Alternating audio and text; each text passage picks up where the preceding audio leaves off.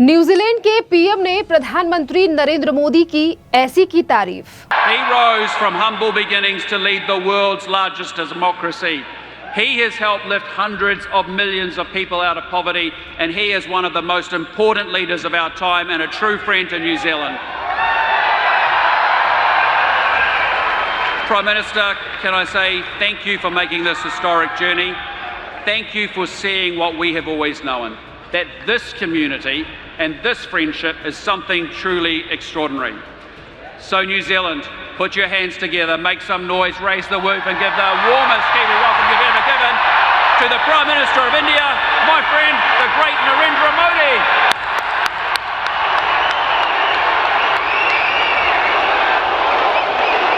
कि सुनकर बौखला जाएंगे राहुल गांधी और केजरीवाल। न्यूजीलैंड में प्रधानमंत्री नरेंद्र मोदी का grand show.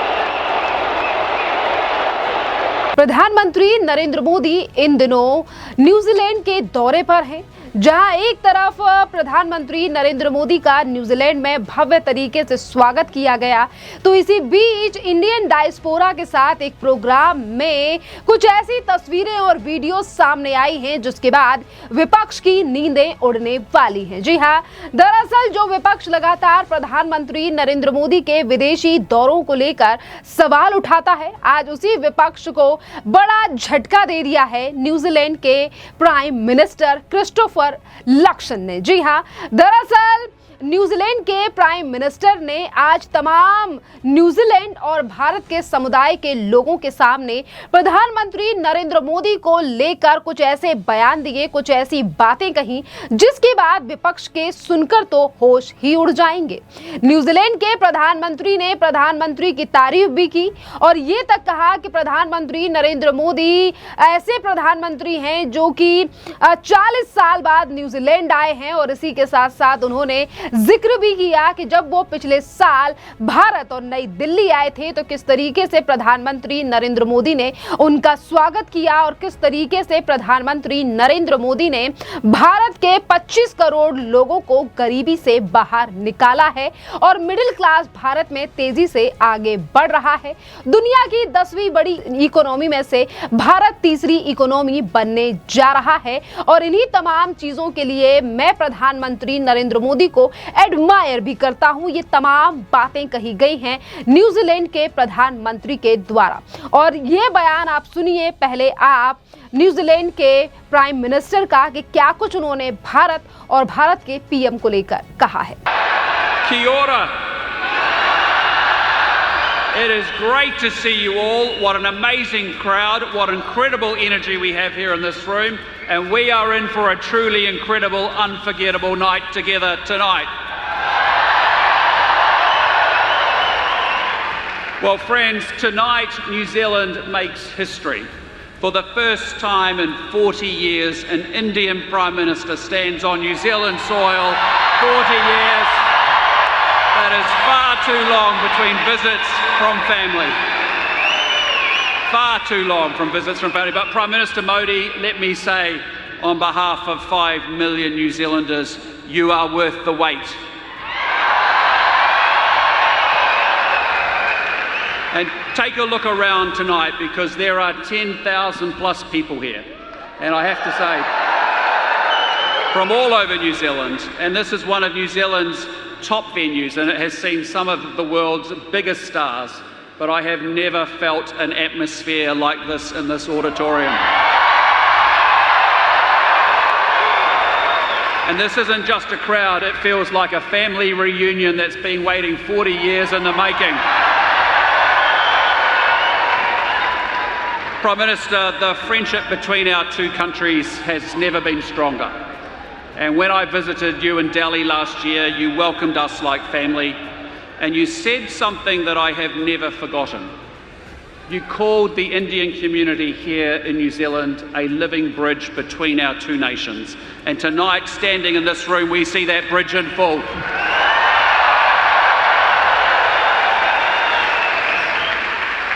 Prime Minister, I first experienced your country long before I entered politics. And I was in my mid-20s as a young executive with Unilever Hindustan Lever, and that was when I first visited India. And I still remember it vividly, because in those days I observed workers being paid at the end of each day, often with a handful of coins, because a day's wage was counted in coins. And that was the India I first met, full of energy, full of talent, full of potential, but a low-income country. But gee, look at India today, because I have been back many times since. And every single time I go, I am struck all over again by the remarkable energy, the dynamism and the innovation of the Indian people. But I want to say it is the transformation that Prime Minister Modi has led that takes my breath away.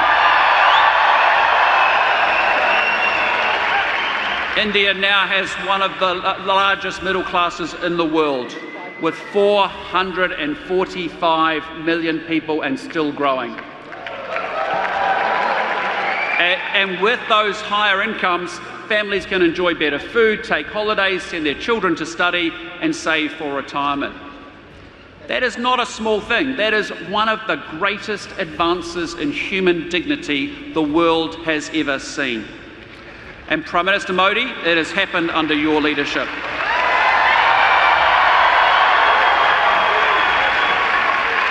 In just the last decade, 250 million Indians were lifted out of poverty. The number of airports more than doubled to 157. About 95,000 kilometres of brand new highways have been built. I'm telling you, that's enough to drive from New Zealand to India and back again 8 times.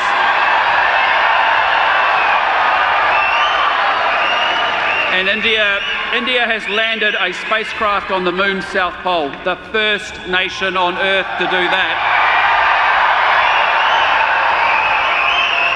It hosted the G20, and it will soon be the world's 3rd largest economy. The 21st century will be shaped by India, and New Zealand wants to help build that future with you. And that is why this year we did something historic together. We signed the New Zealand-India Free Trade Agreement, opening a market of 1.4 billion people to our Kiwi exporters, and also creating opportunities for Indian businesses here in New Zealand. I'm telling you, India is not just a country we trade with. It is a country that we grow with, and most importantly, it is a country we trust.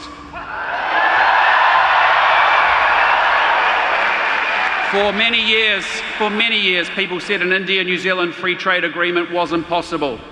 Well, Prime Minister Modi and I did it, and we got that deal done in record time.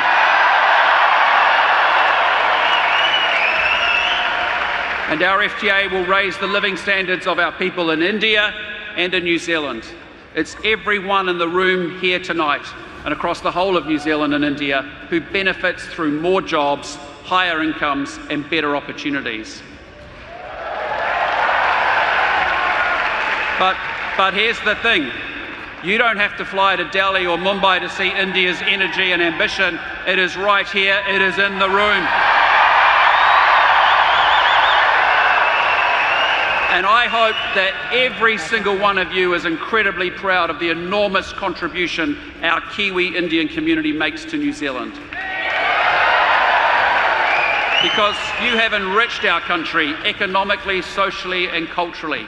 And without you, we simply wouldn't be the New Zealand we are today. We are a multicultural country full of hopeful and hardworking people with a positive outlook on our life and a determination to do well for themselves, their families and their communities. And I don't just say that, I see it. I see how incredibly hard you work to get ahead. Working long hours, even 2 jobs or 3 jobs just to get the deposit for that first home or for that first business, or to give your kids the opportunities you never had. And now we have the numbers to prove it, because this week a major report stated that our 330,000 strong Kiwi Indian community now contributes $37 billion to our economy every year. It's 9% of our GDP and it supports 220,000 jobs. And you are successful in every strata of New Zealand society, and you are younger, you are wealthier, and you are better educated too. But let me tell you what that really looks like, not in numbers, but in everyday New Zealand life. Because whoever you are in this country, whoever you are, this community is already part of your story, whether you have noticed it or not. Because it's the nurse who holds your mum's hand on the night shift when you can't be there yourself. It's the doctor in the emergency department at 3 in the morning, and it's the GP who finally gets your kids seen. It's the dairy owner who knows your name and your order and keeps the lights on at the end of the street. It's the family who took a punt on a small business, took a risk, and now pays the wages of your neighbours. It's your local accountant who's helping you do your finances and, importantly, your tax returns. It's the engineer who designs the roads that you drive on. It's the IT specialist who keeps your bank and your hospital running. And it's the teacher who stands in front of your children every single morning. Every single day, in 1,000 quiet ways, most of us barely stop to see, but it is this community, the Indian Kiwi community, that is helping hold up the New Zealand that all of us rely on. And that's the real contribution. You are a great example and an inspiration to every New Zealander. So on behalf of myself, on behalf of my government, and on behalf of New Zealand, let me simply say to each and every one of you here tonight, thank you, thank you, thank you.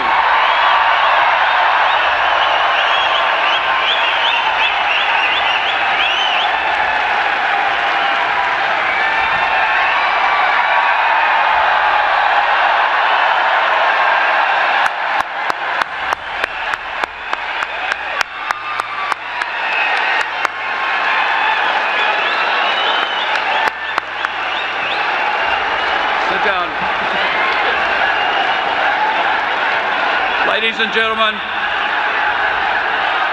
thank you.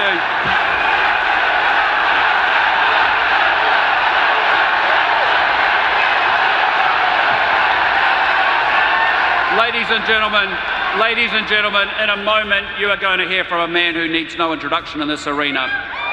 He rose from humble beginnings to lead the world's largest democracy. He has helped lift hundreds of millions of people out of poverty, and he is one of the most important leaders of our time and a true friend to New Zealand. Prime Minister, can I say thank you for making this historic journey. Thank you for seeing what we have always known, that this community and this friendship is something truly extraordinary. So New Zealand, put your hands together, make some noise, raise the roof and give the warmest Kiwi welcome you've ever given to the Prime Minister of India, my friend, the great Narendra Modi.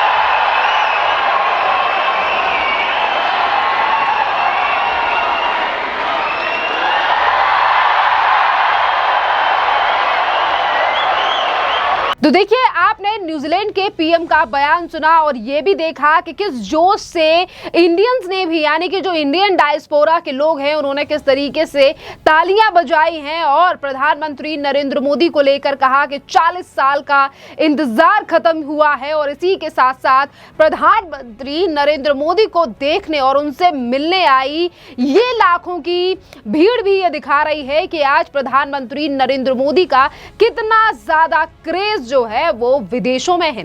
New Zealand में जो भारतीय मूल के लोग रहते हैं, आप देख सकते हैं कि किस तरीके से प्रधानमंत्री नरेंद्र मोदी को देखने के लिए यहाँ स्पार्क अरीना में पहुंचे हैं। और इसी के साथ साथ अब हम आपके लिए सुनाते हैं कि क्या कुछ प्रधानमंत्री नरेंद्र मोदी ने इंडियन डायस्पोरा से मिलने के बाद कहा है और क्या कुछ मंच से संदेश दिया गया है पीएम मोदी के द्वारा, जरा सुनिए।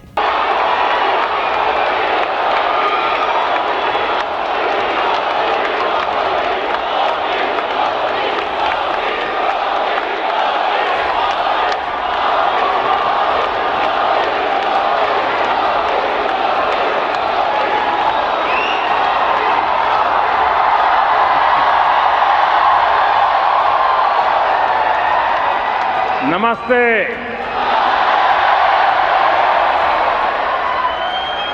Kia ora New Zealand.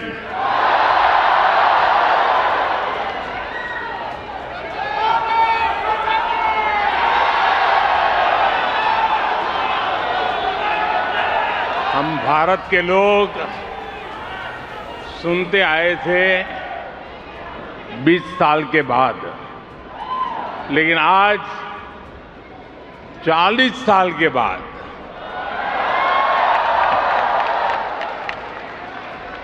कोई भारतीय पीएम न्यूजीलैंड की धरती पर आया है।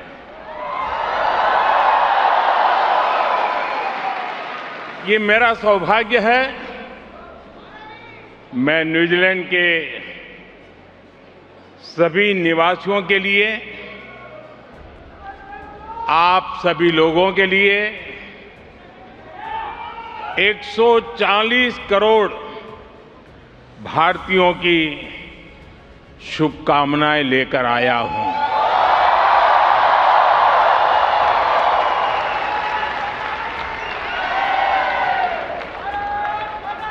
साथियों, प्रधानमंत्री के रूप में भले ही मेरा पहला न्यूजीलैंड दौरा है, लेकिन 25-30 साल पहले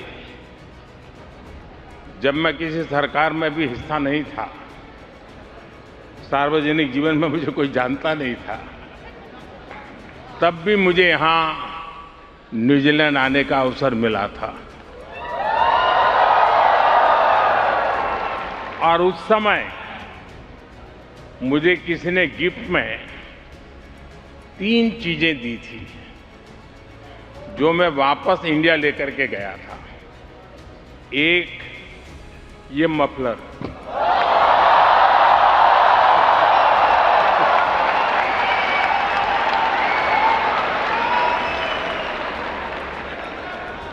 एक कैप और एक दस्ताना, क्योंकि ठंड का मौसम था। और उसमें से एक चीज मैं अभी यहां इस कार्यक्रम में भी लेकर आया हूं। ये मफलर जो आप देख रहे हैं, ये 25-30 साल पहले मुझे न्यूजीलैंड के एक साथी ने दिया था।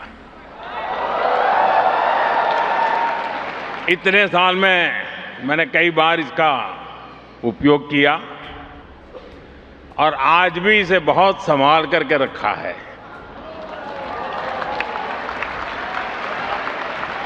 जैसे आपके प्यार को संभाल के रखता हूं,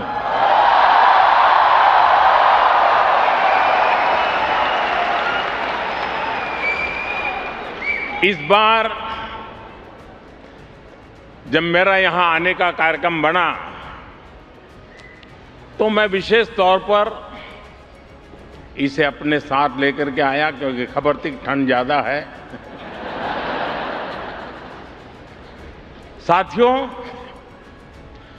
भारत और न्यूजीलैंड के रिश्ते में यादें भी हैं, दोस्ती भी है, वैल्यूज भी है और एक कमिटमेंट भी है। इस रिश्ते को न्यूजीलैंड की एक सुंदर परंपरा अच्छे से डिफाइन करती है। यहां सदियों से एक शब्द लोगों को जोड़ता आया है, वाका।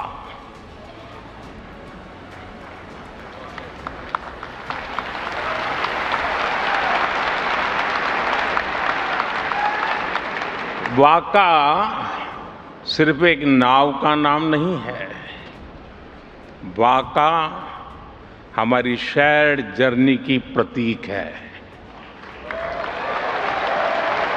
और आज भारत न्यूजीलैंड की यही वाका एक नई यात्रा पर निकलने के लिए तैयार है।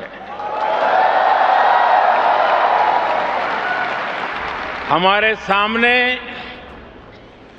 अवसरों से भरा खुला समुद्र है। हवाएं हमारे साथ है। समंदर की विशाल लहरें हमारे साथ है। इच्छा शक्ति का नीला आसमान हमारे साथ है। पाने को काफी कुछ है और मैं जानता हूं हम सफल होंगे। हम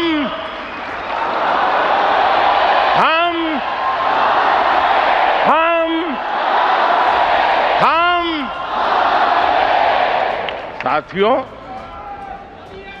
मुझे इस यात्रा की सफलता पर पूरा भरोसा है।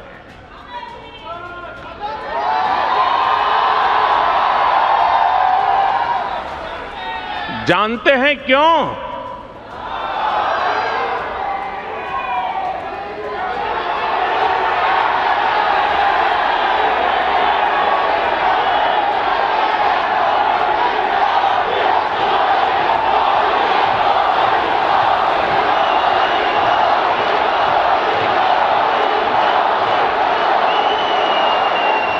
मोदी नहीं, क्योंकि इसके असली नाविक आप सभी हैं।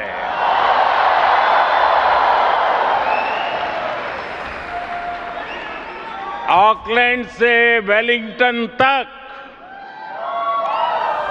क्राइस्ट चर्च से क्वींसटाउन तक, न्यूजीलैंड के कोने कोने में फैला भारतीय समुदाय इस शेयर्ड जर्नी का एक नाविक है।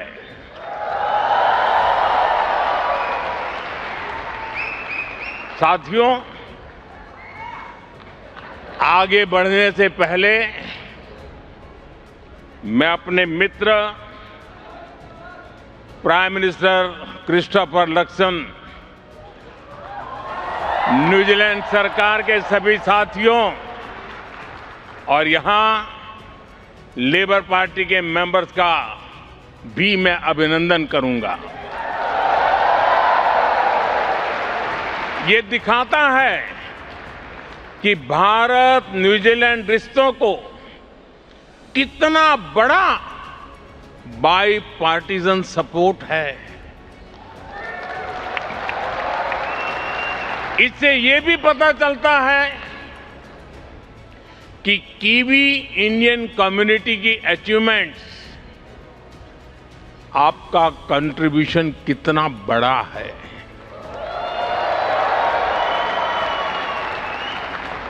आप यहां आए,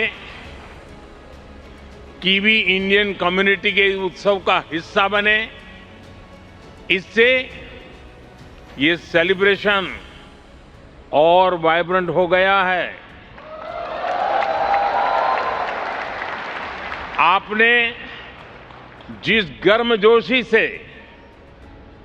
जिस स्नेह और उत्साह से आपने हम सभी का स्वागत किया है, मैं आपका बहुत बहुत आभारी हूं।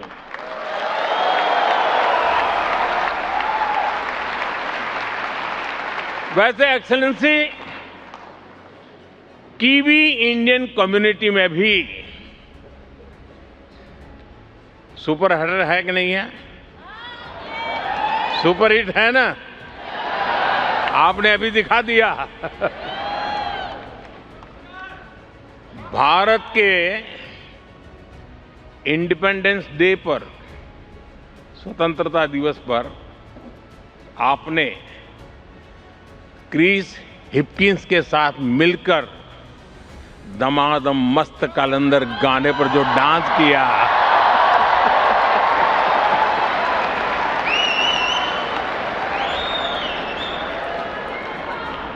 वो काफी वायरल हुआ। आपके वो मुंह कीवी इंडियन के दिलों में छप गए हैं। साथियों, न्यूजीलैंड वाकई एक अद्भुत देश है।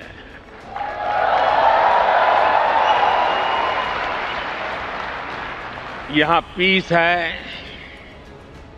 प्रॉस्पेरिटी है, नेचर है, कल्चर है और न्यूजीलैंड की असली ताकत यहां के स्थानीय लोग हैं।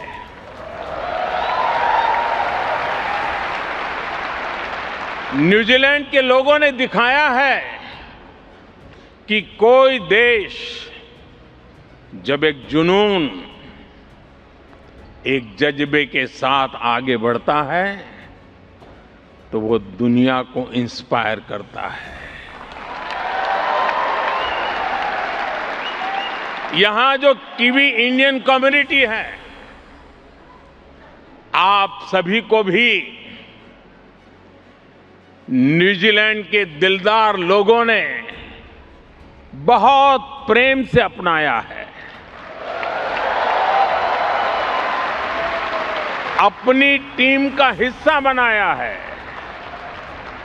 उन्होंने आपके टैलेंट, आपके विजन पर ट्रस्ट किया है।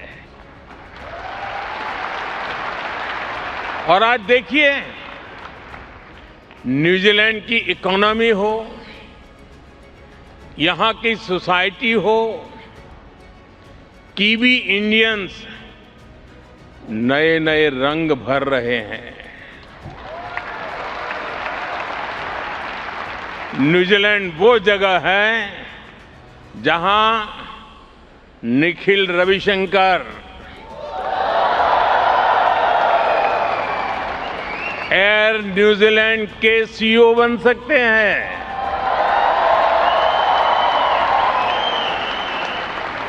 जहां आनंद सत्यानंद गवर्नर जनरल बन सकते हैं।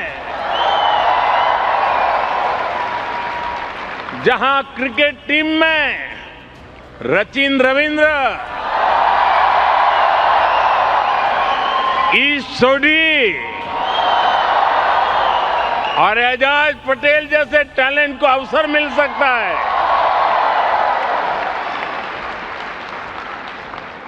न्यूजीलैंड वो जगह है जहां की सड़कों में भी भारतीय शहरों को सम्मान दिया गया है। कहीं खंडाला है, वो सिनेमा वाला खंडाला नहीं, कहीं बॉम्बे हिल्स है, कहीं कोरोमंडल है, कलकत्ता स्ट्रीट है, दिल्ली क्रिसेंट, अमृतसर स्ट्रीट, ऐसे कितने ही नाम हैं। यहां रहते रहते आप भी पूरे के पूरे कीवी हो गए हैं। जैसे मुझे बताया गया है कि किसी भी विषय पर बात शुरू कीजिए, थोड़ी ही देर में बात मौसम पर पहुंच ही जाती है।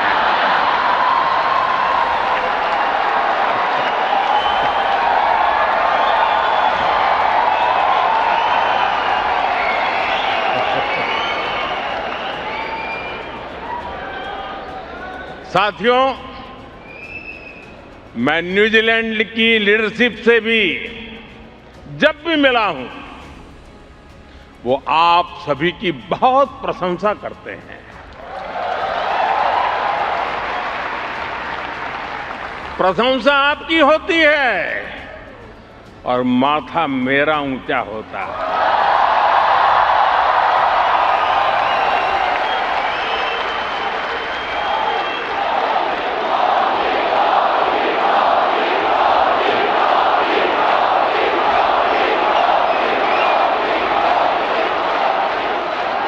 साथियों, आप सभी जानते हैं कि भारत हजारों वर्ष पुरानी सभ्यता है, जो आज अपनी प्राचीनता को सहेजते हुए आधुनिकता को स्वीकार कर रहा है।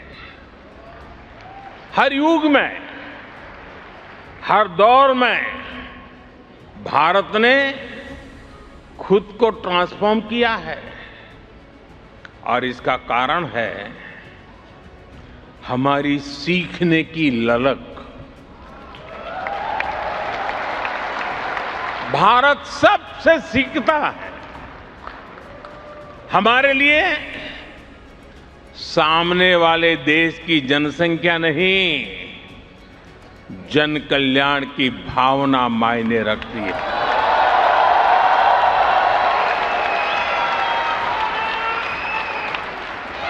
और इसलिए हमने न्यूजीलैंड से भी बहुत कुछ सीखा है और अब भी सीख रहे हैं। न्यूजीलैंड दुनिया का वो देश है जिसने सबसे पहले महिलाओं को वोटिंग का राइट दिया था।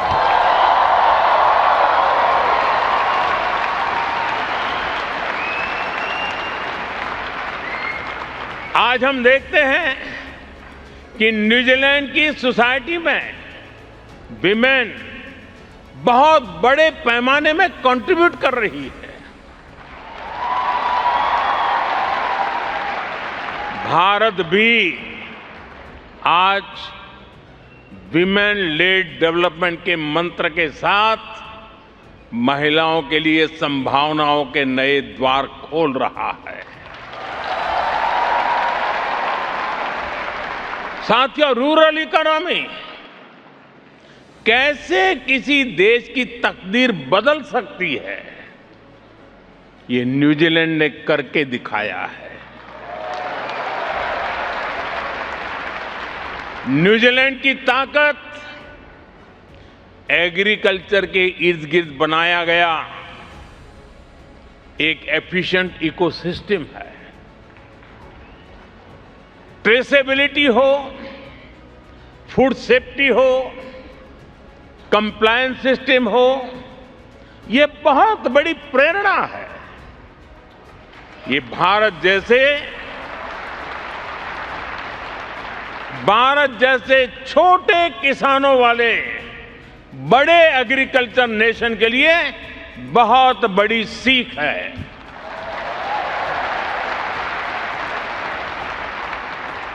न्यूजीलैंड ने जेस्परी मॉडल से दिखाया है कि छोटे किसान भी बाजार के एक बड़े ब्रांड बन सकते हैं। न्यूजीलैंड की climate smart precision farming technology में भी हमारे लिए सीखने के बहुत कुछ है। साथियों, यहां के मानुका हनी को लिक्विड गोल्ड कहा जाता है।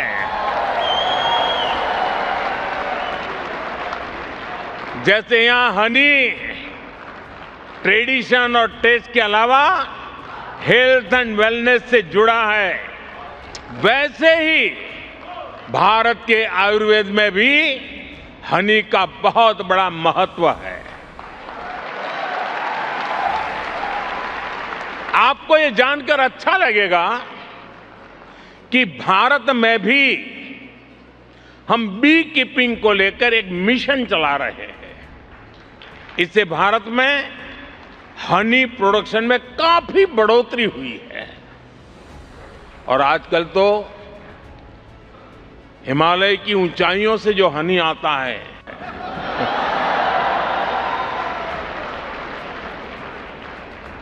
मैं समझता हूं न्यूजीलैंड से हम हनी प्रोडक्शन और बढ़ाने के बारे में भी बहुत कुछ सीख सकते हैं।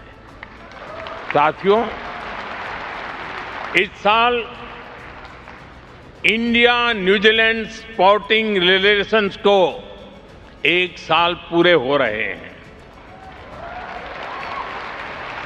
100 साल पहले, याद रखना और गर्व भी करना, 100 साल पहले हमारी हॉकी टीम न्यूजीलैंड खेलने आई थी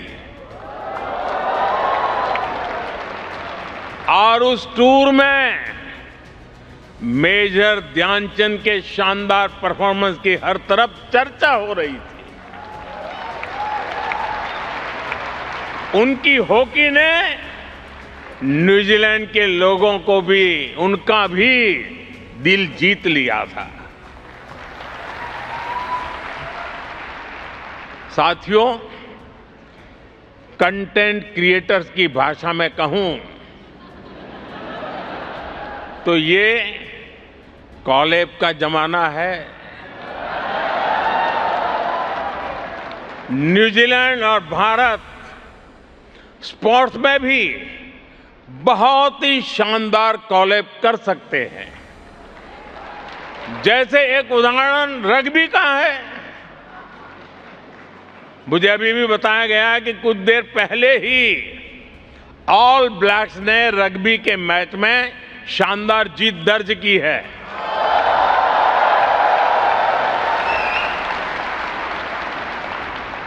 भारत रग्बी में न्यूजीलैंड से सीखना चाहता है। भारत भी रग्बी में आगे आए, इसके लिए हमें कोच चाहिए, एक्सपर्ट्स चाहिए। इसमें न्यूजीलैंड हमारी बहुत मदद कर सकता है।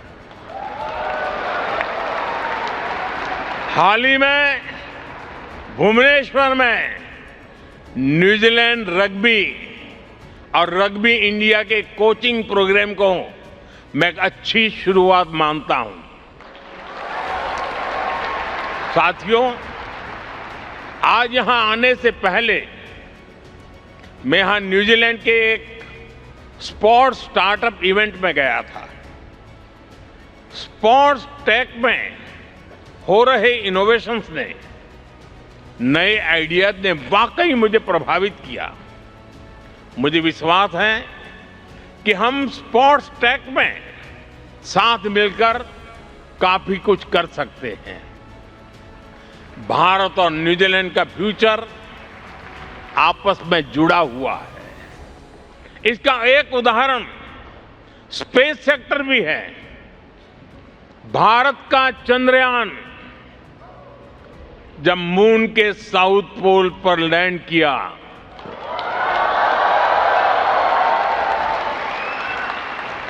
पूरा न्यूजीलैंड नाच रहा था उस दिन। और उस दिन हम सबको गर्व हुआ। अब आपको मैं गर्व की एक और बात बताता हूं। आपको गर्व दिलाने में, इस सक्सेस में न्यूजीलैंड की टेक्नोलॉजी का भी योगदान रहा है। न्यूजीलैंड की स्पेस कंपनी ने कई अवसरों पर हमारे साथ मिलकर काम किया है। हम इस सहयोग को और आगे ले जाने के लिए काम कर रहे हैं। साथियों, स्पेस सेक्टर ये बताने के लिए काफी है कि भारत और न्यूजीलैंड की इकोनॉमी एक दूसरे को कितना कुछ दे सकती है। यही हमारे ट्रेड एग्रीमेंट की भी स्पिरिट है। ये ट्रेड एग्रीमेंट विकसित भारत की तरफ हमारी यात्रा को गति देगा। भारत और न्यूजीलैंड दोनों के बिजनेस को नए अवसर देगा। साथियों, भारत और न्यूजीलैंड के बीच एक और बहुत बड़ी समानता है। ये समानता हमारे इंडिजिनस कल्चर की है। इंडिजिनस कल्चर को सेलिब्रेट करने, उसको संरक्षण देने की है। और आज मैं माओरी समाज को विशेष रूप से याद करना चाहता हूं। मैंने हाका को केवल एक परफॉर्मेंस के रूप में ही नहीं देखा, मैंने हाका में एक समाज की आत्मा देखी है। उसमें साहस है, आत्मसम्मान है, अपने पूर्वजों के प्रति श्रद्धा है और पूरे समुदाय की सामूहिक शक्ति का एक एहसास है। साथियों, माओरी संस्कृति में एक बहुत सुंदर शब्द है, मना कितांगा। मना कितांगा, इसका मतलब है सम्मान देना, अपनापन देना और पूरे मन से उसकी देखभाल करना। भारत में भी हम कहते हैं अतिथि देवो भव।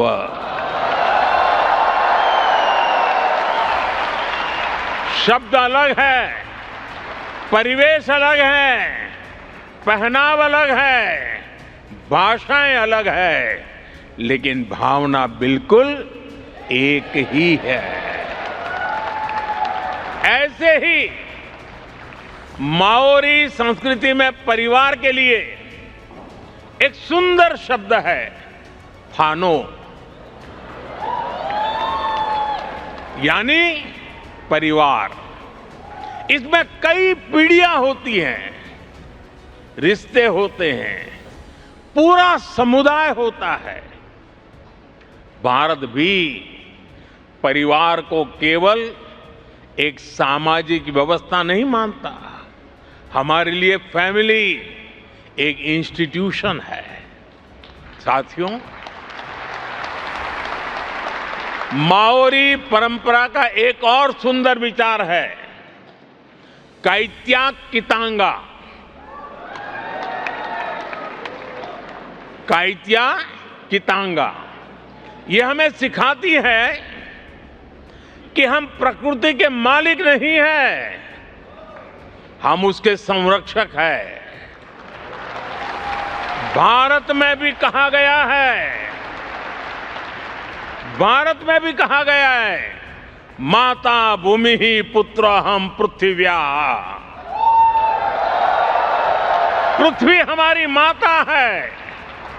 इसी सोच को आधार बनाते हुए हम भारत में धरती मां के संरक्षण के लिए एक पेड़ मां के नाम, प्राकृतिक खेती मिशन जैसे अनेकों अभियान चला रहे हैं। साथियों, मैं जानता हूं हजारों किलोमीटर दूर रहते हुए भी आपके दिल में के किसी न किसी कोने में दिन भर की प्रक्रिया में कहीं न कहीं हिंदुस्तान झलकता ही रहता है, हिंदुस्तान बसता ही है। सही है कि नहीं है?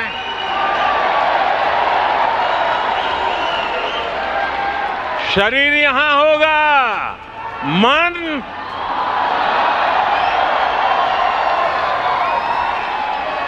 और इसलिए आप भारत की हर उपलब्धि पर भी नजर रखते हैं। और जब क्रिकेट स्टेडियम में बैठ करके देखते हैं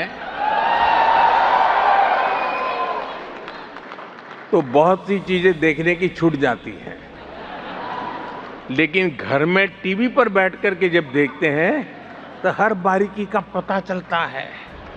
वैसा ही आपको भी भारत की हर बारीकी का पता चलता है।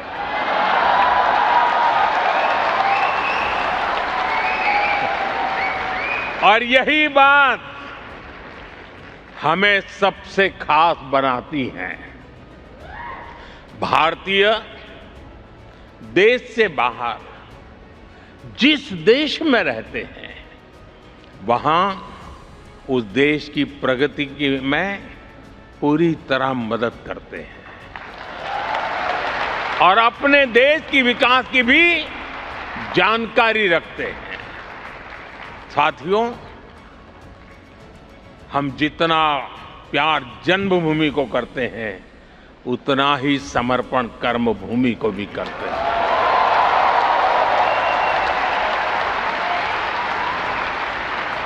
साथियों, वैश्विक चुनौतियों के बीच आज भारत जिस तेजी से विकास कर रहा है, वो अभूतपूर्व है। मैं आपके सामने देश की उपलब्धियों का, भारत के सामर्थ्य का एक गुलदस्ता प्रस्तुत करूंगा।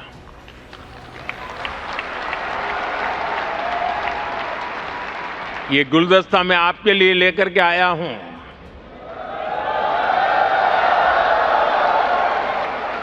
और मैं पक्का मानता हूं इस गुलदस्ते में आपकी पसंद का कोई न कोई फूल जरूर होगा, जो आपको सुंदर भी लगेगा और गर्व से भर भी देगा।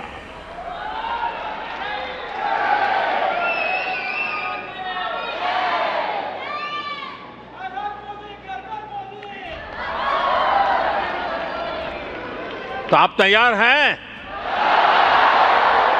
गुलदस्ता पेश करूं? अब आपको ढूंढना है आपका फूल कहां है उसमें। या तो सारे के सारे फूल आपके हैं। साथियों, भारत आज दुनिया की फास्टेस्ट ग्रोइंग मेजर इकोनॉमी है।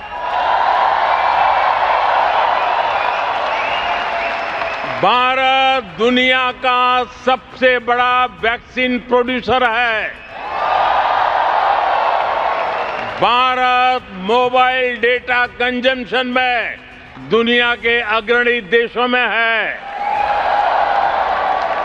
आज भारत दुनिया का दूसरा सबसे बड़ा मोबाइल मैन्युफैक्चरर है। आज भारत दुनिया का दूसरा सबसे बड़ा टेलीकॉम मार्केट है। आज भारत दुनिया का दूसरा सबसे बड़ा व्हीट प्रोड्यूसर है। आज भारत दुनिया का सबसे बड़ा मिल्क प्रोड्यूसर है। आज भारत दुनिया का दूसरा सबसे बड़ा फिश प्रोड्यूसर है। साथियों, इतना ही नहीं, आज भारत दुनिया का तीसरा सबसे बड़ा ऑटोमोबाइल मार्केट है। आज भारत दुनिया का तीसरा सबसे बड़ा स्टार्टअप इकोसिस्टम बन चुका है। भारत बहुत जल्द दुनिया का तीसरा सबसे बड़ा रिन्यूएबल एनर्जी प्रोड्यूसर बनने जा रहा है। सोलर एनर्जी कैपेसिटी में भी भारत दुनिया के बड़े देशों में शामिल हो चुका है। साथियों, आज का भारत दुनिया को विकास के नए मॉडल भी दे रहा है। आज भारत दुनिया के सबसे बड़े डिजिटल आइडेंटिटी प्लेटफॉर्म का सफल संचालन कर रहा है। आज भारत में यूपीआई के माध्यम से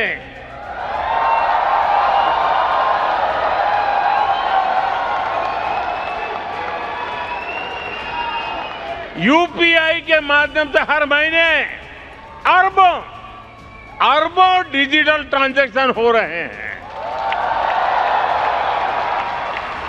भारत के डिजिटल पब्लिक इंफ्रास्ट्रक्चर में आज दुनिया के दर्जनों देश दिलचस्पी दिखा रहे हैं। ड्रोन टेक्नोलॉजी और स्पेस इकोनॉमी में भारत नई ऊंचाइयों को छू रहा है। साथियों, ये उस नए भारत की तस्वीर है जो दिखाती है कि कैसे भारत न्यूजीलैंड की तरह की इकोलॉजी और इकोनॉमी दोनों में बैलेंस बनाकर चल रहा है। साथियों, भारत की इस ग्रोथ का एक और पहलू भी है। ये पहलू हमारी विरासत है, हमारी हेरिटेज है। भारत जितना महत्व अपनी इकोनॉमी और इकोलॉजी को देता है, उतना ही फोकस अपनी हेरिटेज पर भी करता है। साथियों, भारत कैसे काम करता है, इसका एक उदाहरण श्री गुरु ग्रंथ साहिब जी के पवित्र स्वरूप है।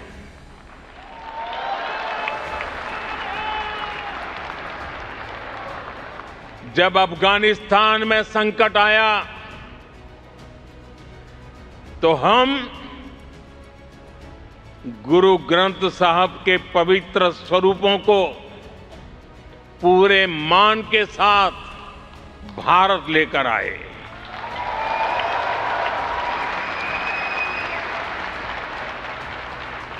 साथियों, हमारे महान सिख गुरुओं ने पूरी मानवता को सेवा, साहस, समानता और करुणा का संदेश दिया है। दुनिया के हर हिस्से में गुरुद्वारे सेवा के सेंटर है। कोई भूखा आए, उसे भोजन मिलता है। कोई संकट में है, उसे सहारा मिलता है। इसी माहौल में सिख कम्युनिटी के कुछ भाइयों और बहनों ने हमें बताया था कि श्री हरमंदिर साहब में सेवा के लिए एफसीआरए से जुड़ी कुछ परेशानियां आ रही है। हमने उस समस्या का तुरंत समाधान किया। साथियों, आप सभी श्री हेमकुंड साहब जी के बारे में भी जानते हैं। हिमालय की ऊंचाइयों पर है। साल का लंबा समय बर्फ की चोटियों से घिरा रहता है। वहां अगर कोई दर्शन करने के लिए जाना चाहे तो बड़ा कठिन मार्ग है, बहुत कम लोग जा पाते हैं। तो प्रधानमंत्री नरेंद्र मोदी का स्पीच आपने सुना और किस तरीके से प्रधानमंत्री मोदी की तमाम बातें सुनने के बाद इंडियन डायस्पोरा का जो यूथ यहाँ बैठा था, जो लोग यहाँ बैठे थे, उनमें किस तरीके का जोश था, वो ये दिखा रहा है कि लगातार प्रधानमंत्री नरेंद्र मोदी का ऑरा तो कायम है ही, इसी के साथ साथ उनकी लोकप्रियता भी लगातार बढ़ रही है। जिस तरीके से भारतीय समुदाय के लोगों में ये अलग ही जोश देखने के लिए मिला, जैसे ही प्रधानमंत्री ने अपने मफलर से लेकर तमाम बातें और कीवी का जिक्र किया है। खैर, इस पूरे मामले पर अब आपकी भी जो राय हो, आप हमें कमेंट कर जरूर बताइए। धन्यवाद।